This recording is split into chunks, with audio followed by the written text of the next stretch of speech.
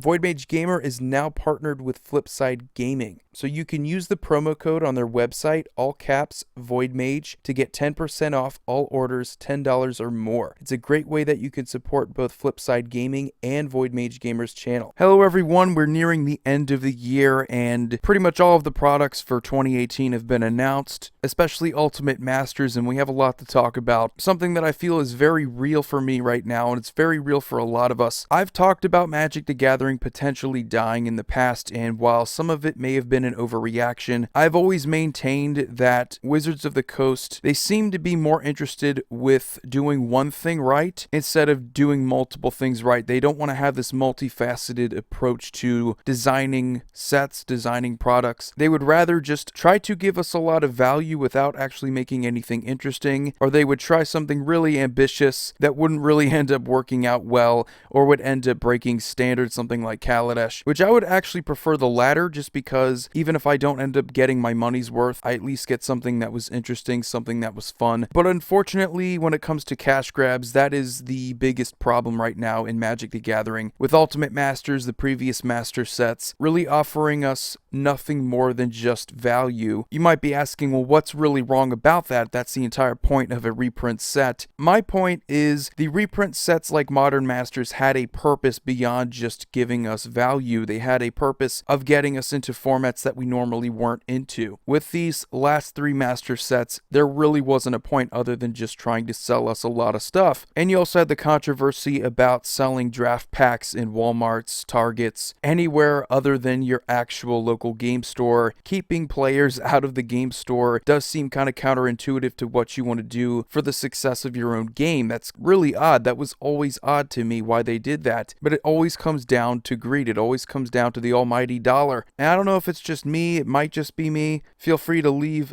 any of your feelings in the comment section below, but I am starting to get a bit of Magic fatigue. I'm starting to get tired of the usual formula, all these cash grabs, and it really seems like in the past 2 years it's only gotten worse. The last time that I can say that I was actually excited for a set was right around Commander 2016. That was the last set that we also had 5 Commander decks. They've since then brought it down to 4, and the themes have become more linear, less interesting, and they've started introducing less and less actual new keywords and mechanics. Like we had partner commanders. We already did the Planeswalker commander thing a while ago. They just retreaded over that. So there wasn't really anything brand new. I mean, we even had the Eminence keyword from Commander 2017, so at least that was unique. The products that have been some of the most interesting are the Commander products, and to see a lack of effort, a lack of creativity or inspiration coming straight from R&D, there's just no doubt in my mind the way that I feel is because the actual design team behind the sets, behind these amazing products, they're starting to get fatigued as well, which is really sad when you think about it. One of the most popular card games, one of the most popular games period, if you're responsible for creating brand new sets 2 years in advance from when they're actually supposed to be released, I want you to take your time. I want you to actually enjoy what you're doing. And maybe they do. Maybe they're up in Seattle just bouncing off the walls with excitement, which may actually end up being even more depressing if that's the case. But you can't tell me that they're genuinely pleased with our reception for things like Ultimate Masters, things like Commander 2018. I can remember people voicing their displeasure for the lack of reprints. Maybe you ended up getting the exact value for it, card for card. Usually you're going to be unable to sell card for card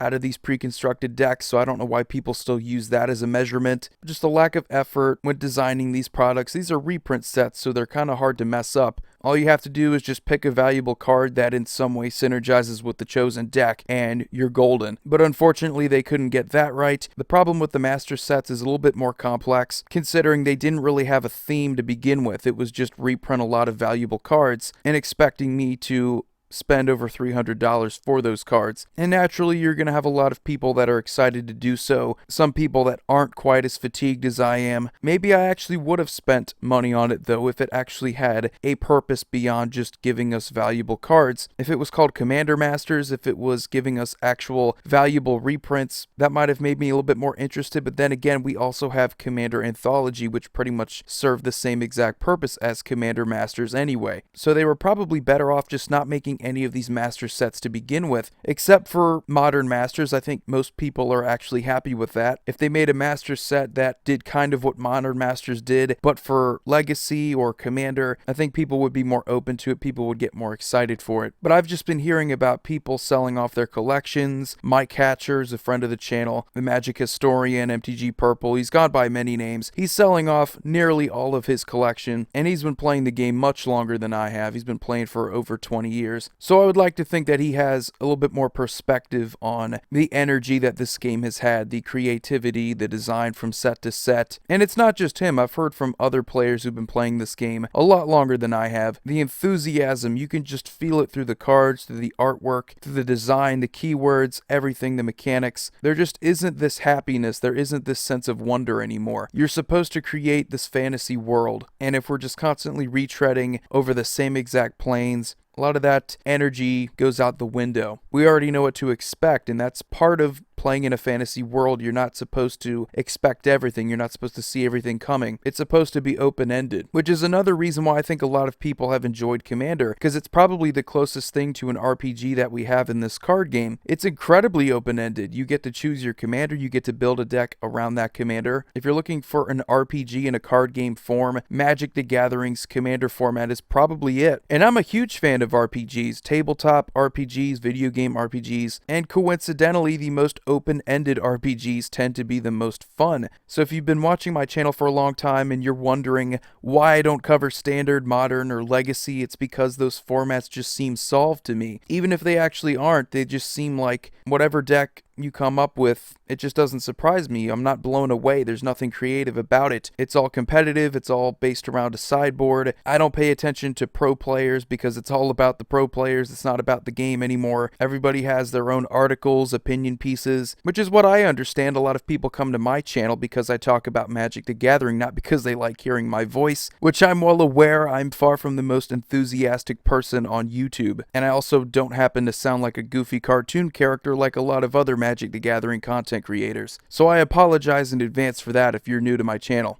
But what has really surprised me is that even though I stay away from pro Magic and I don't talk about it at all, I don't talk about Modern, I still have this feeling of fatigue. And this is also the same guy. I've made over 500 videos on the topic in the past year and a half. I'm in a more unique position compared to most of you. I talk about this, I think about this probably more often than a lot of you do. So I was going to get tired of this eventually, but focusing on a format that I enjoy so much because it is so open-ended, I just didn't think it would happen this soon. And it does eventually come back around to Wizards of the Coast in their handling of their products, their lack of energy. They seem more interested in focusing on an actual digital platform. They seem more interested in Magic Online than actual Magic Arena, which is baffling to me. They keep talking about Pauper support for Magic Online. They keep talking about everything Magic Online, but I haven't really heard much about Magic Arena. I mean, you have the chance to give players a for-free experience of your game. You could actually give them a bit of atmosphere. You could provide some sort of immersion into this fantasy world you've created, but instead of focusing on that, instead of focusing on what makes this game great, you're more concerned about making money. And the more I hear about Magic Online, the more I hear about Ultimate Masters, it only confirms my theory that Wizards R&D, they are just as miserable as a lot of us are. They're just as fatigued as we are. And really the only medicine for something like this is time. If you're thinking about quitting this game, don't do it until you're absolutely certain you are sick and tired of it. It may actually take getting to that point where you actually hate this game before actually quitting it. I've told myself that until I actually hate it, I'm probably not going to stop playing Magic. I'm probably not going to sell off my collection, my decks, because I have made mistakes before with previous hobbies where I've sold something off and I wasn't completely tired of it. I don't want to make that same mistake with Magic, and I am no way anywhere near giving up on this channel, nowhere near giving up on Magic the Gathering. This is just something that I thought was worth bringing up, considering we had a fellow Magic the Gathering content creator voice his concerns about the game and the direction. So if any of you are feeling tired about the game, if any of you are feeling like Wizards of the Coast is just giving up on any sort of creative design, feel free to leave those comments in the comment section below. Let me know what you think about this video. Let me know what you think about the Commander format. Let me know what you think about their product lines, what they could do to improve this situation. But as always, I'm Void Mage Gamer. You guys have a wonderful day. Signing off. See you all next video.